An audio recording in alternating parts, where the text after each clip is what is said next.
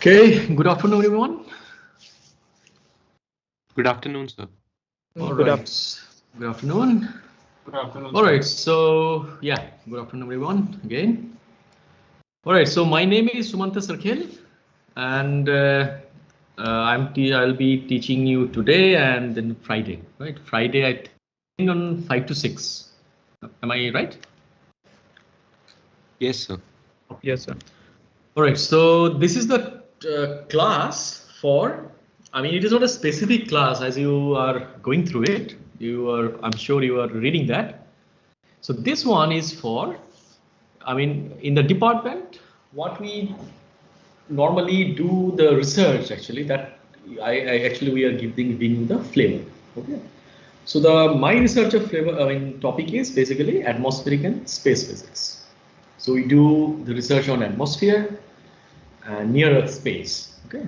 So as you know, nowadays there are a lot of opportunity in space technology, space science area, right?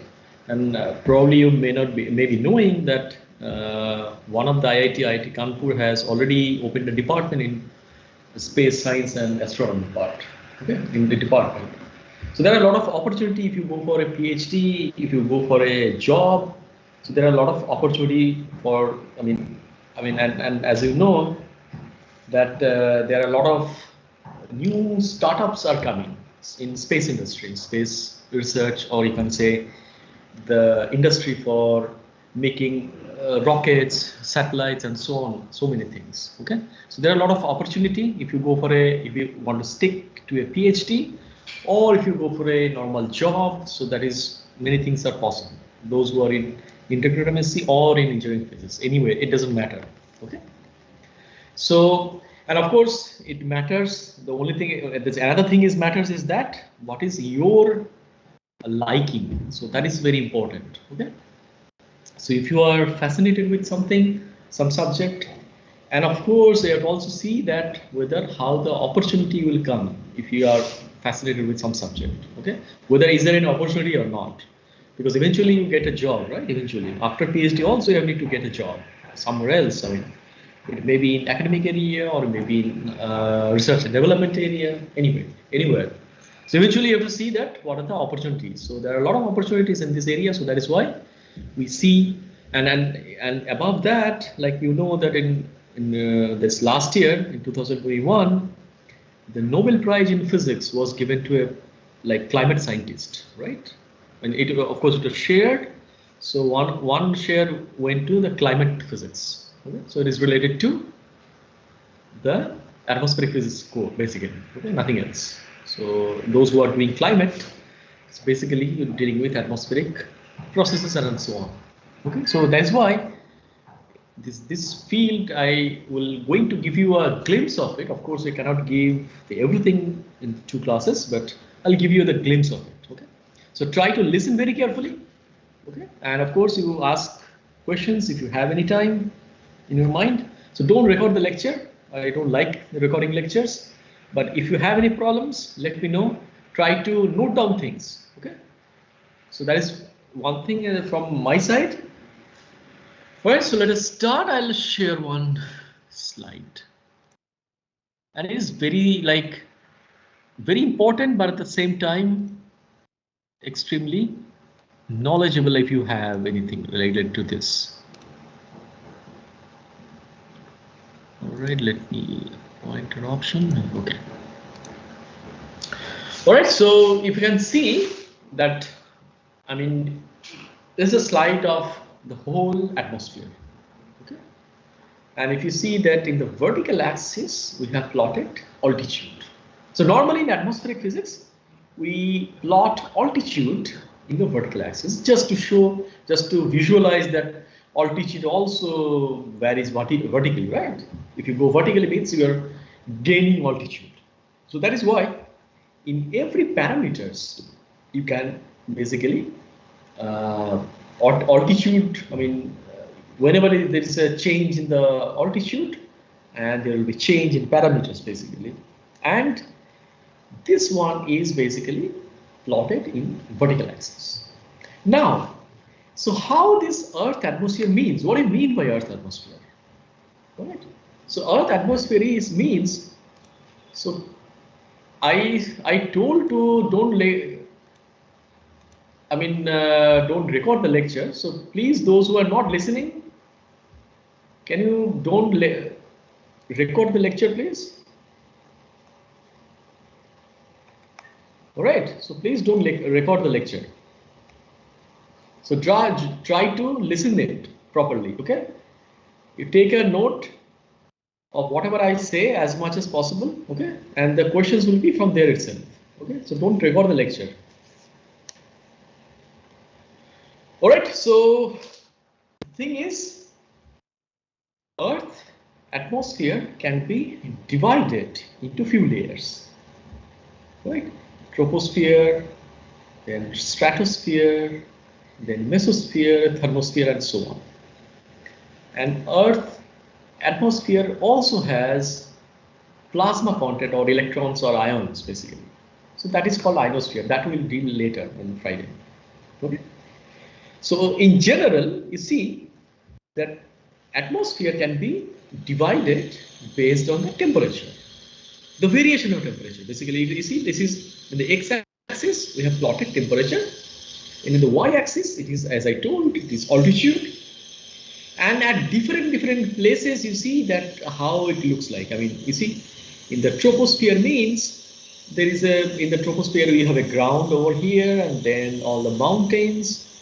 And troposphere is up to like 15 kilometers or so. And then there is called stratosphere. Then there is called mesosphere, and you see in the region where in the thermosphere called, we have International Space Stations, then the earlier the space shuttles. These actually stations in that region, 400 kilometers region. All right, so in the thermosphere or in the ionosphere, whatever you call it. All right. So now we have to understand why the temperature actually varies like this. So that is what we have to understand. You see, in the troposphere it is decreasing, then in the stratosphere it is increasing, in the mesosphere it is again decreasing, and in the thermosphere it is increasing, and eventually it becomes constant with altitude. Okay, eventually it becomes constant. It doesn't change with altitude. Okay. So that is what we are going to. I'm going to give you a glimpse of it. How, why, in the troposphere, temperature decreases with altitude.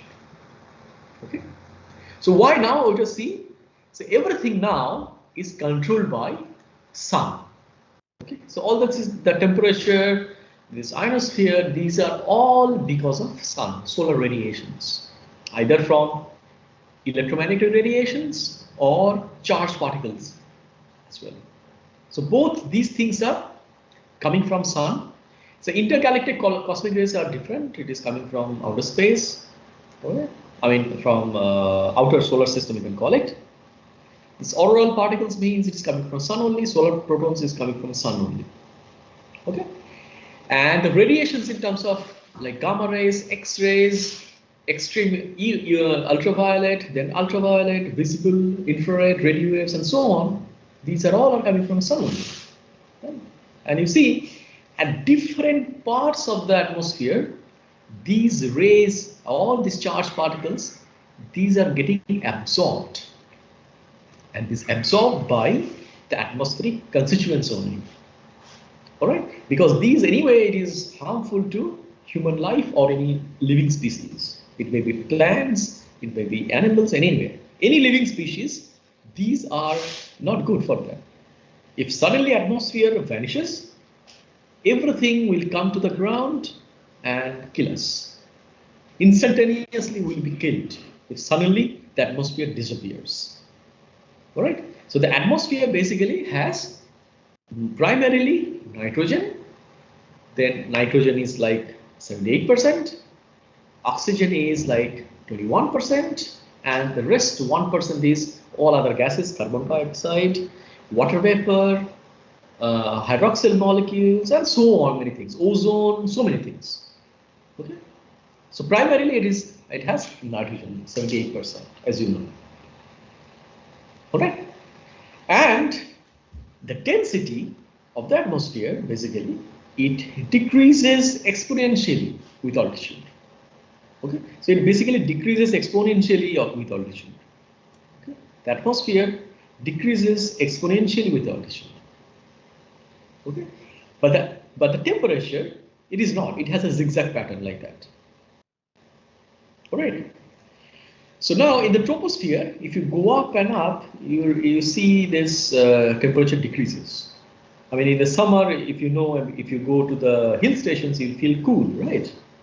So the reason is the sun, the solar radiations, it comes through it and it hits the ground and this ground becomes now a secondary heat source, because some of the radiations it comes through, but most of the infrared and visible light, they penetrate the atmosphere and reach the surface of the Earth. And it hits it continuously, the daytime it continuously keep on hitting the Earth's surface and becomes the it heats up the surface section. Okay, and that is why if you go away from the surface secondary heat source, you feel cool, right? So the way, during the winter, right? If you have a heater in front of you, so if you go closer to that, you will feel warm. The temperature is more. If you go away from the heater, you will be feeling cold. The temperature reduces, right? There is a gradient. So the same way happens here. Okay, so the sun radiations actually hits at the ground through the infrared radiations, the heat basically, and the ground becomes the secondary heat source. And if you go up in the altitude, obviously you are going away from the secondary heat source and you will feel cool. So that is the reason temperature decreases with altitude, okay, in the troposphere. And at some point of time, it going to turning to the increasing mode. And the turning, it is called pause, the tropopause. All right. And you see in the stratosphere where the temperature increases with altitude. So up to this portion where the temperature decreases, it's called troposphere. All right. And the tropopause means a region where temperature starts increasing mode, going in increasing mode. So far, any questions? Any questions?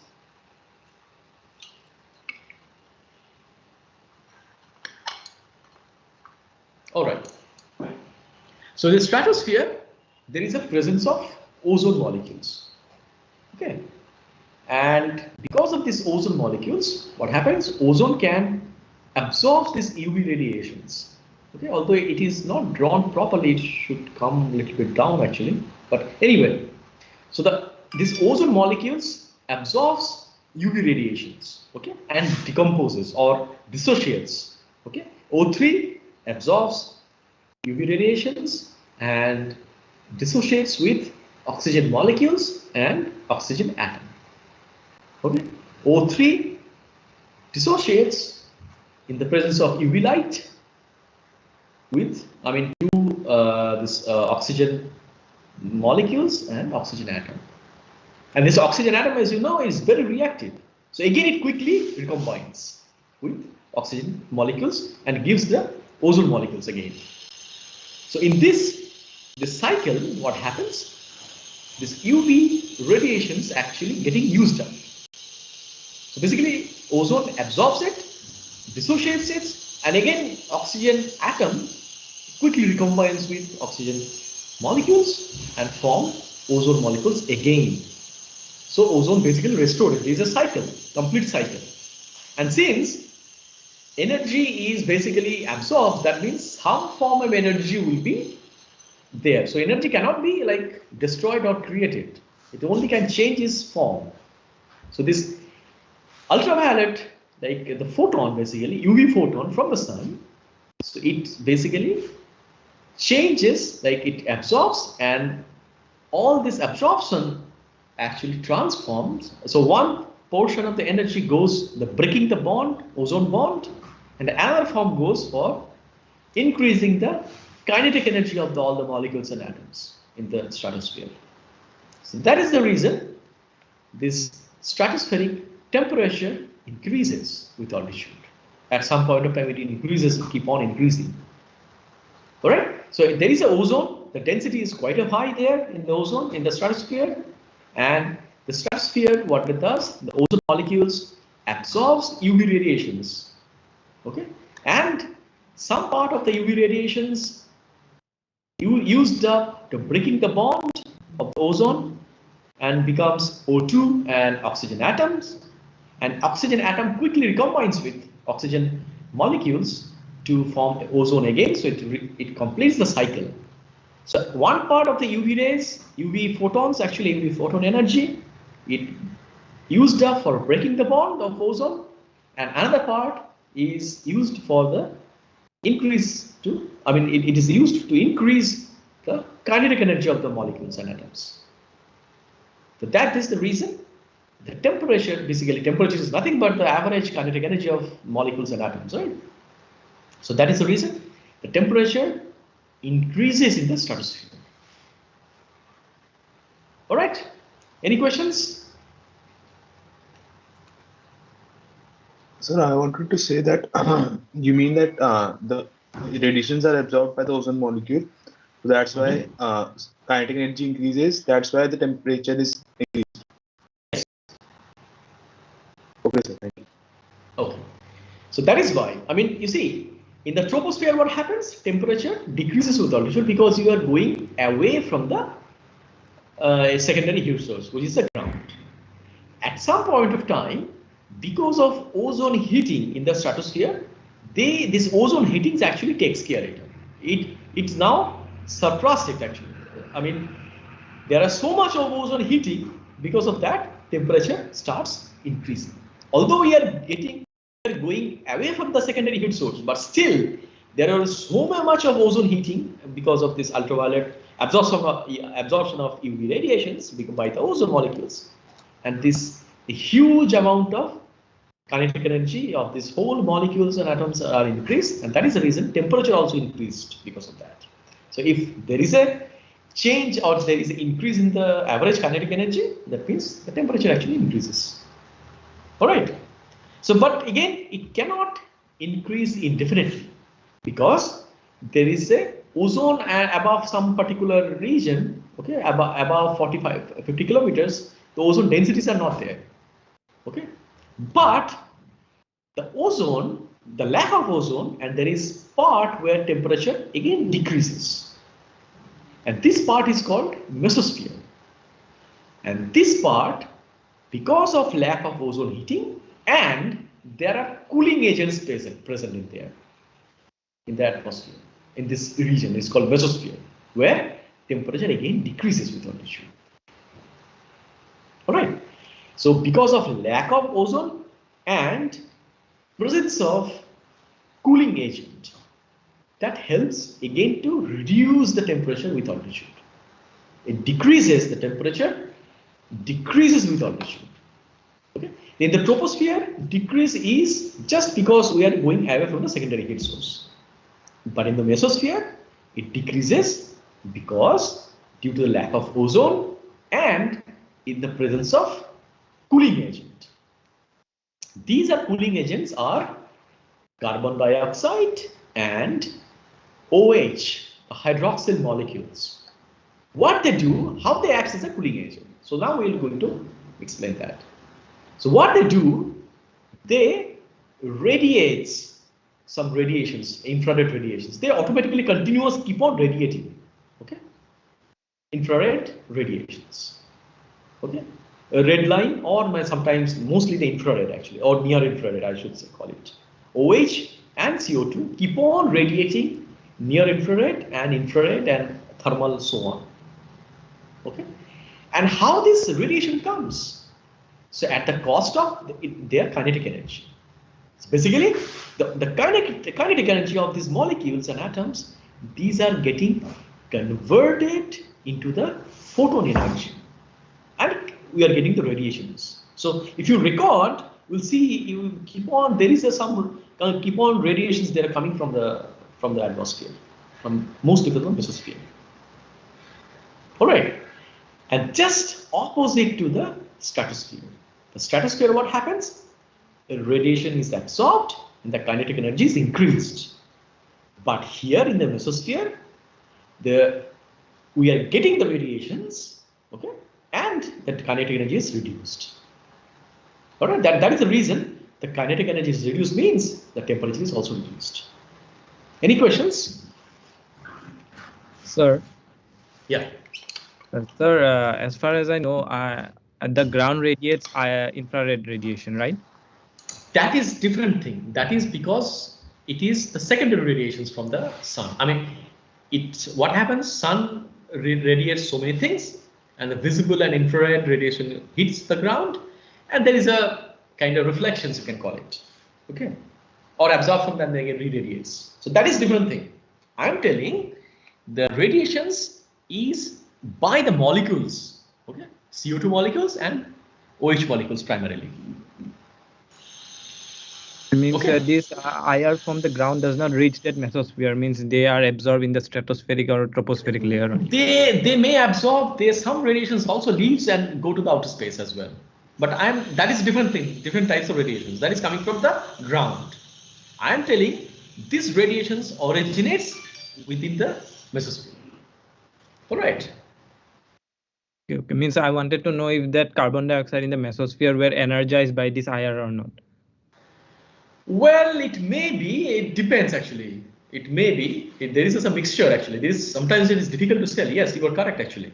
There can be interactions within that, but the amount, you see, what happens many times these IR radiations are getting trapped within mostly in the troposphere. Some do actually leaves it again the Earth atmosphere. I mean, sometimes they leaves actually, to be very honest, but mostly they are getting trapped inside the troposphere because of greenhouse gases, water vapor, CO2 also acts as a greenhouse gases in the troposphere. See, they absorbs it, okay, but in the mesosphere they radiate it. Okay, so this sometimes it behaves like completely opposite. So in the troposphere also we get a CO2, right? You know, and CO2, SO2, and so other greenhouse gases, they absorbs mostly this IR radiations. Some radiations, of course, they manage to escape and goes to outer space. Meanwhile, they also interact with these molecules as well. All right. Okay, sir. Yeah. Any other questions?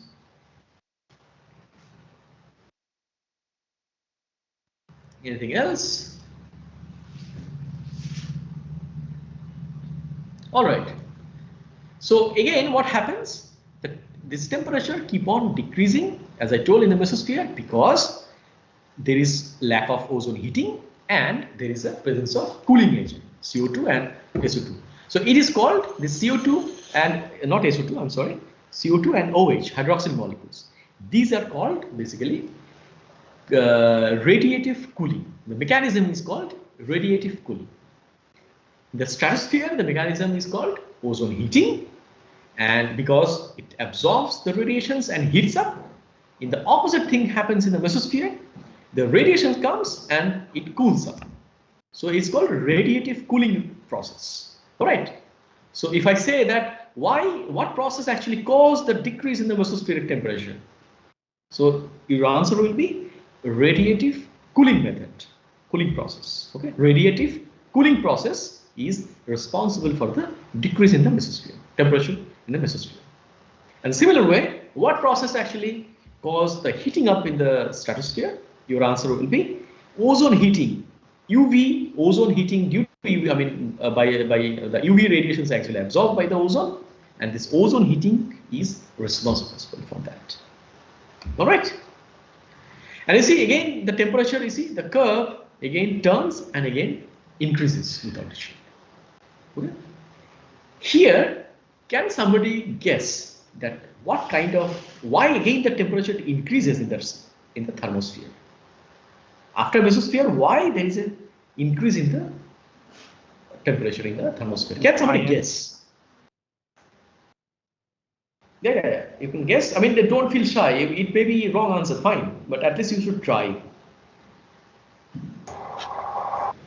Sir, because it is exposed and the sun's heat comes directly to the thermosphere. Yes, but actually, this is, you see, as I told, the density is very, very low, right? If the density is huge amount of density, yes, there is a huge amount of exposure, the absorptions. Yes, there is an absorptions, but a similar way in the stratosphere, there is an absorptions of gas, I mean radiations as well. Okay, so not necessarily that radius actually it absorbs it everywhere. You see, in the mesosphere, it does. I mean, it is not absorbed actually. It doesn't absorb much in the mesosphere. If it is absorbed, then of course there is a increase in relative temperature. So it depends on what type of atoms and molecules are present in that particular region. They helps in absorbing. So you see, in the stratosphere, ozones are there, and they absorb it. They can absorb the UV radiations and helps to increase the temperature.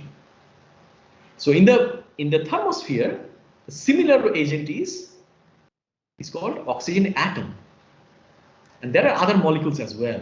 Okay, oxygen molecules, oxygen atoms. Okay, there are other types of molecules.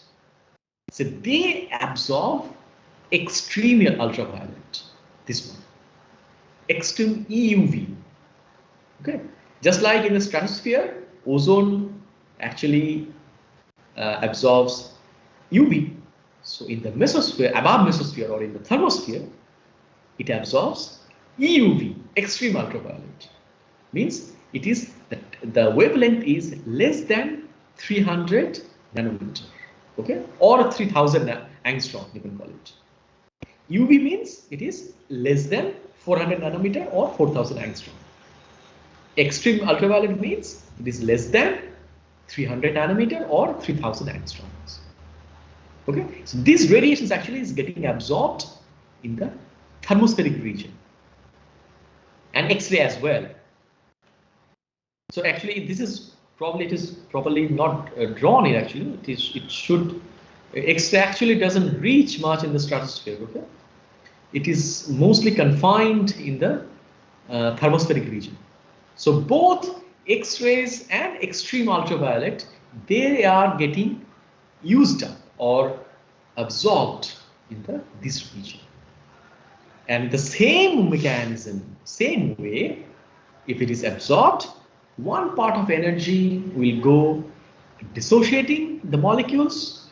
If it is atoms, it will be ionizing atoms, and another part of the energy will go increasing the kinetic energy of these molecules and atoms. All right. So again, if it is a molecules, the one part of energy will be used up for dissociating the molecules.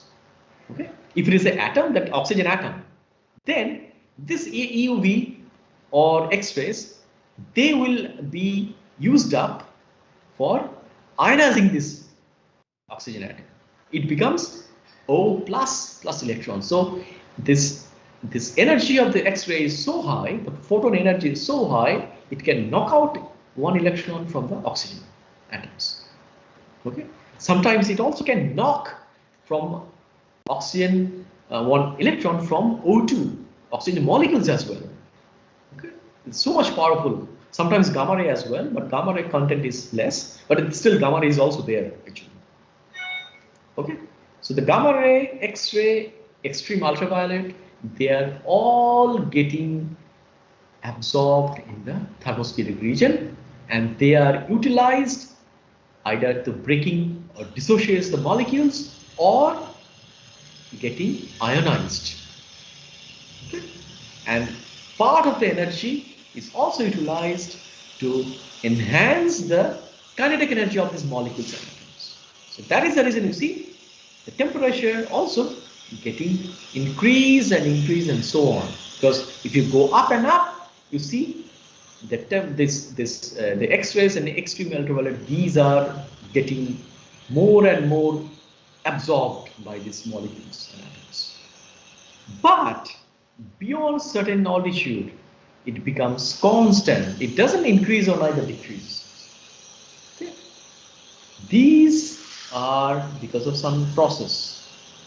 Can somebody tell me why the temperature will not decrease beyond certain altitude. Can somebody guess me? Guess it?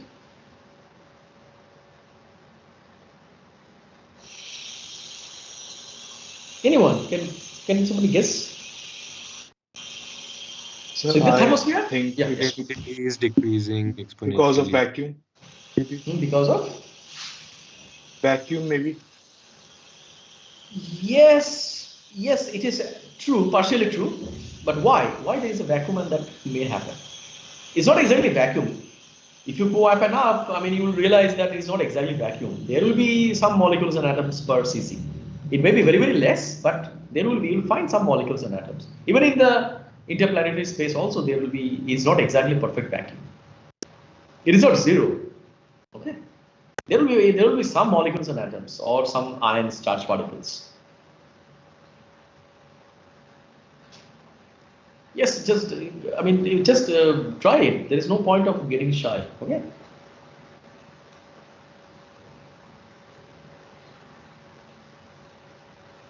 Right. So it is the you see, as I told, that density actually, the atmospheric density decreases with altitude exponentially. Right. So if you go up and up, although we are getting a lot of radiations, they're getting absorbed. But beyond certain altitude, like beyond 800, 900, 1000 kilometers, the density are so less, although these are getting absorbed, but they are not able to transfer their momentum energy to the other molecules and atoms. So the mean free path is so high that there is not enough collisions actually. And if there is not enough collisions, there is no transfer of momentum. So although one molecules may have a lot of energy, a lot of kinetic energy, but the others, since there is no collisions or very infrequent collisions, so the other things are not getting the enough kinetic energy from that particular absorbed molecules and atoms. So that is the reason on an average temperature doesn't increase or neither increase nor decreases. All right, any questions?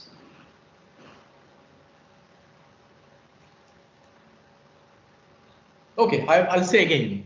So at some point of time, the density is so less that although there can be some molecules and atoms can absorb very efficiently all these radiations, gamma ray, X-ray, extreme ultraviolet, and so on. Okay, but the mean free path is so high, or the collisional frequency is so less, there will be infrequent collisions. Although there are huge amount of radiation can be absorbed by some molecules and atoms, but if there is no collisions or very less collisions, then what happens? This huge amount of energy cannot be transferred to the other molecules and atoms. So that is the reason. The temperature neither decreases or nor increases. It becomes almost constant and constant, so on. So it becomes like that, it's constant like that. Okay? It neither decreases nor increases. All right? Yes, sir. Any questions? Yeah, any questions so far?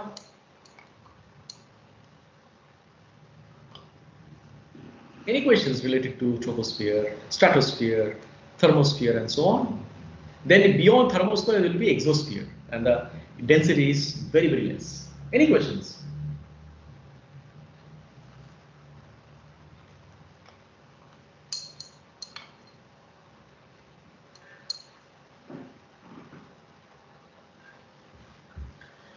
All right, so again, let me repeat again. Okay, so as I told that atmosphere has so many gases: nitrogen 78%, oxygen 21%, and rest of the things are other gases like CO2, then water vapor, and so on, ozone, and so on, other gases as well. Okay, and this Earth atmosphere can be divided or can be classified into several layers based on the temperature. So the region where temperature decreases with altitude, it is called troposphere, and it happens because we are getting away from the secondary heat source, which is the ground from the sun, and as Earth's surface becomes the secondary heat source. And temperature decreases. If you go away from the secondary heat source, obviously temperature decreases. And at some point of time, this trend becomes opposite, and this gradient becomes zero. And that is the reason it's called troposphere, tropopause, where its temperature neither decreases or increases. And beyond tropopause, the temperature starts increasing. The temperature has an increasing trend because of ozone heating. And how it happens? The ozone absorbs ozone molecules. Ozone molecules means O3, right? O3 absorbs UV radiations from the sun, and it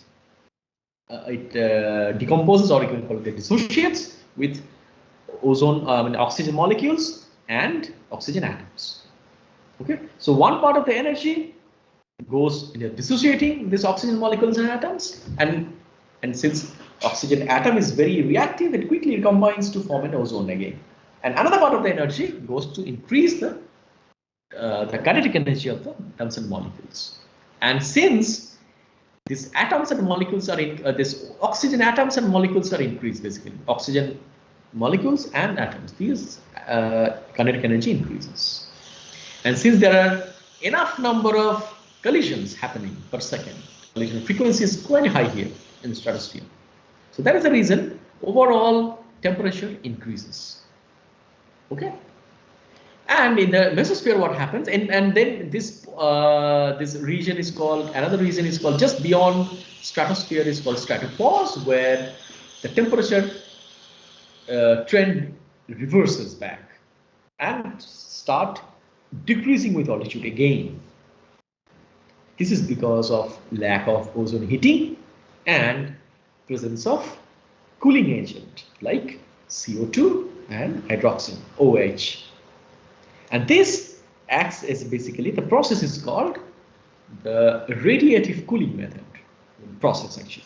This radiative cooling process is nothing but the process where these CO2 molecules or hydroxyl molecules, they emit near infrared and thermal radiations at the cost of their kinetic energy.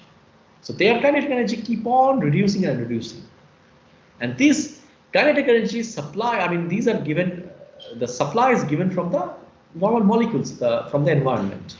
They draw the kinetic energy or the temperature from the environment and they radiate the photons, just like oppositely happens in the stratosphere.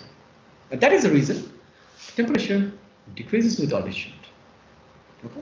And in the mesosphere, there is another part where the temperature starts again increasing.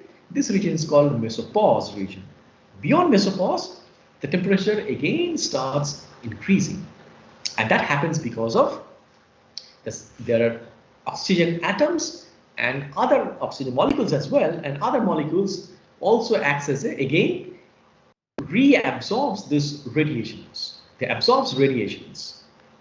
They highly absorbs radiations. This extreme ultraviolet, X-rays, and some gamma rays as well. This region is called thermosphere, where these atoms and molecules that starts absorbing the radiations, these high energy radiations. Okay, UV also actually mostly absorbed here. Some of the part, of course, it is absorbed in the thermosphere as well, but this extreme ultraviolet, it's completely absorbed in the thermosphere. X-ray is also completely absorbed in the thermosphere. This part is not actually correct. Okay, so it doesn't reach actually, okay, in the mesosphere. So mostly it is absorbed in the thermosphere region, and gamma ray also actually absorbs in the thermosphere region as well. And the same way the ozone heating happens in the stratosphere, these molecules also, atoms, they also absorbs. Sometimes these have so much of energy, that photon energy is so high, especially like X-ray and gamma ray, they can not only dissociate molecules, they can ionize the molecules and atoms as well. They have so much power. And that is the reason this ionized part of the atmosphere is also formed and is called ionosphere, which will be dealt tomorrow, in the next lecture. But since the kinetic energy, one part of the kinetic energy, part of this radiations actually also used to enhance the kinetic energy of the molecules and atoms. So that is the reason the temperature increases in the thermosphere.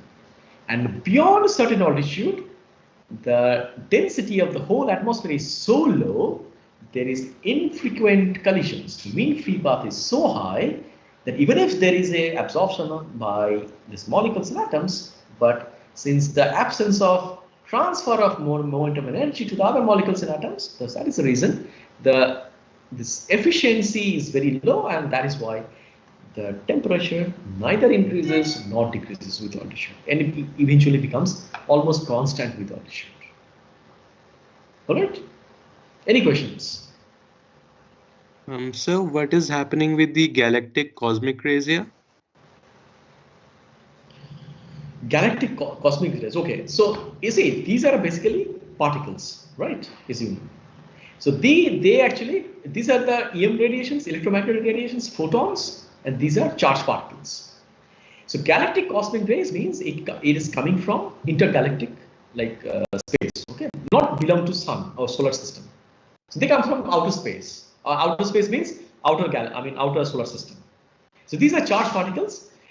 They are mostly absorbed in the mesosphere, in the thermosphere, the mesosphere, and then the stratosphere as well. It sometimes cosmic ray also reaches the troposphere and reach ground as well, but these have less energy. So mostly it is getting absorbed by up to in the stratosphere. They sometimes also reaches actually in the ground also it reaches. We get galactic cosmic rays on the ground as well. But the auroral particles or the high energy solar protons particles, they are all absorbed in the thermosphere, and we see aurora in the higher latitude. You know aurora and borealis, right? So these are solar particle protons, and these actually are getting absorbed in the region, in this region. I'll tell in the next lecture. I'll show you one video, okay, and you will realize that how interesting these solar particles and this thing. Okay. Any other questions? Sir? Yeah. Sir, during solar storms, does the temperature changes in the thermosphere? Yes, that much I was coming. So what happens, you see, in the thermosphere, the temperature, of course, there is a solar storm, and if the sun is like very active, or we call it like solar maximum, right? So solar minima means the sun is not very active. So activity means there are less amount of sunspot. If you see sometimes the number of sunspot is too high, means sun is very active. Okay, when sun is very angry there. And if there is no less amount of sunspot, then the sun is sleeping or something like not very angry. All right. So what happens during this solar storm, or you can call it during solar maxima? What happens? The huge amount of radiations, both charged particles and these radiations, they come. Okay, and the thermospheric temperature increases. Okay, so this is an average temperature profile, you can call it. So in the solar minima, what happens? The temperature goes like this. Okay, in the solar minima, temperature is less, and in the solar maxima, temperature will be more, like that. Temperature will be more in the solar maximum. So the curve goes like that. Okay, in the solar maxima or in the geomagnetic storm, it goes like that. That basically thermospheric temperature increases, right? But eventually, beyond certain altitude, the thermospheric temperature will be constant with altitude. All right. Any other questions?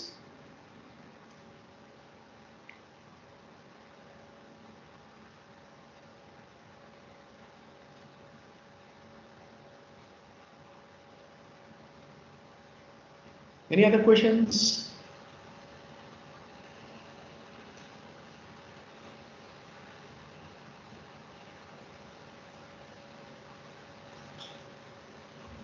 So I hope that you have understood that the Earth atmosphere can be divided based on the temperature.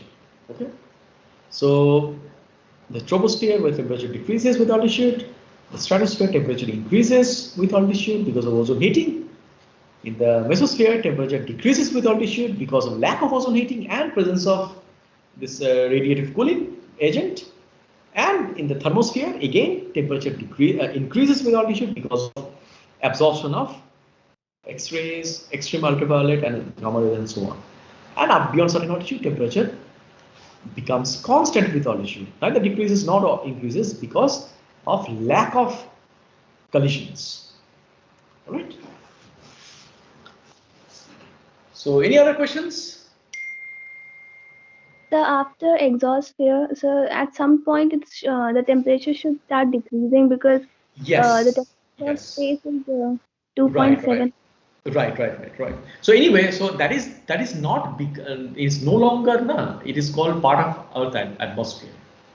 Yeah. So that is the outer space. That is when the temperature becomes like almost equal to the like intergalactic or interplanetary things. That is, you know, that is not belongs to our Earth atmosphere.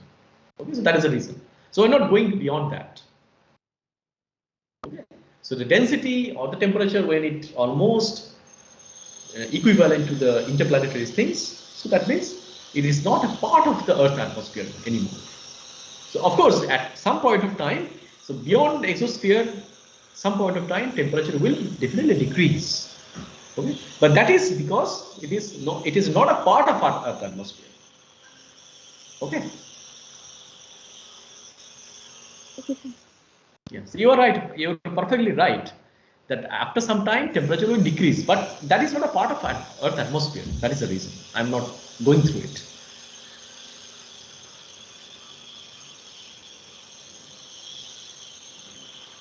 Yes, any other questions?